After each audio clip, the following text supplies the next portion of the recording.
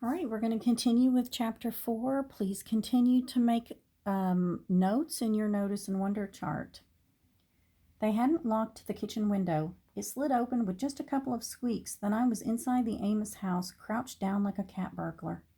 Quick as a rabbit, I looked under the table to see if they'd moved my suitcase. It was still there. I got a whole lot calmer when I picked it up, and it was the right weight. I didn't think they'd taken anything out of it. I couldn't be sure until I looked inside, but I could do that later. I took in a deep breath and looked over at the icebox to see if the shotgun was still there. I let all the air out in a big puff when I saw it. Shucks, you'd think that with the Amoses being so doggone mean, they'd worry about leaving a big old gun like that out in the open. What if one of their visitors got real mad at them about something?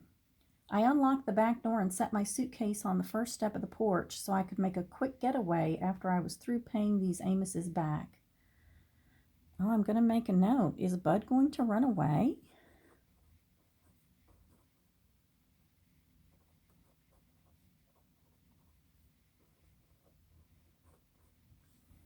I opened the screen door real quiet and went back into the house. Fair is fair. The Amoses deserved what they were going to get. I can't all the way blame Todd for giving me trouble, though. If I had a regular home with a mother and father, I wouldn't be too happy about other kids living in my house either. Being unhappy about it is one thing, but torturing the kids who are there, even though they don't want to be, is another.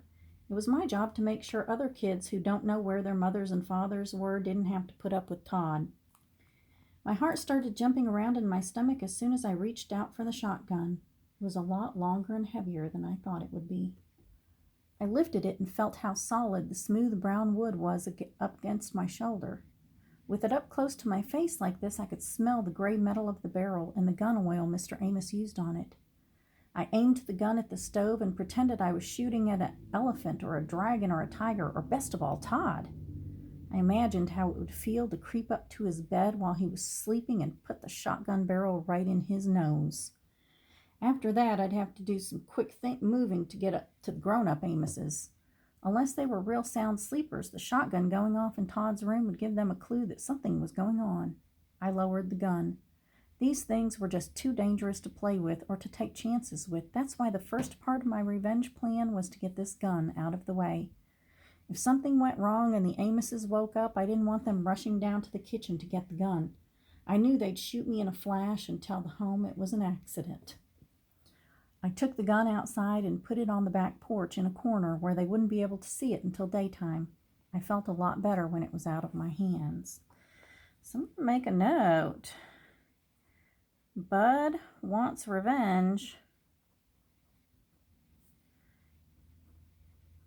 but won't use the gun.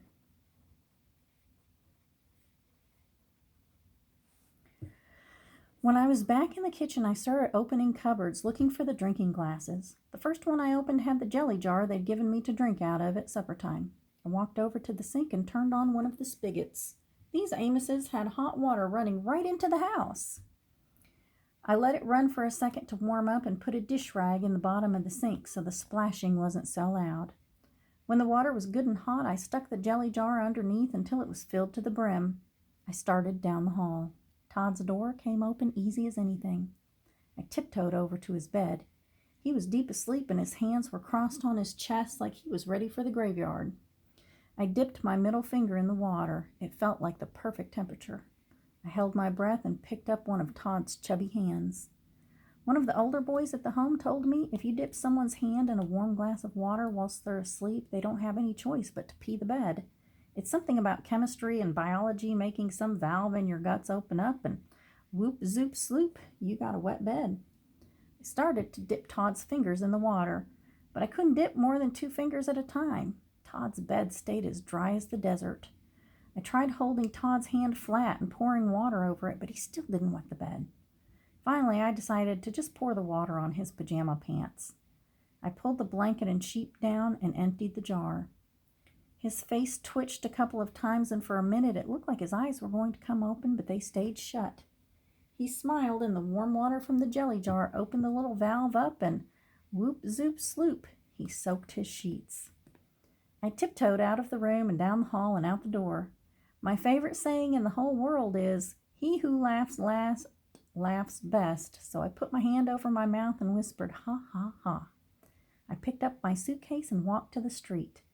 Man, I was on the lam. I was just like public enemy number one. If J. Edgar Hoover and the FBI saw me now, I'd be in some real serious hot water. All right, I'm going to make a note. Bud gets revenge by making Todd pee the bed.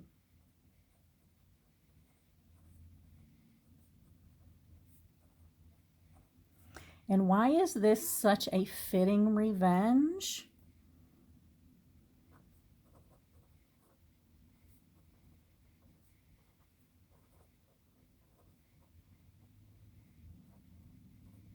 All right, and that's the end of chapter 4.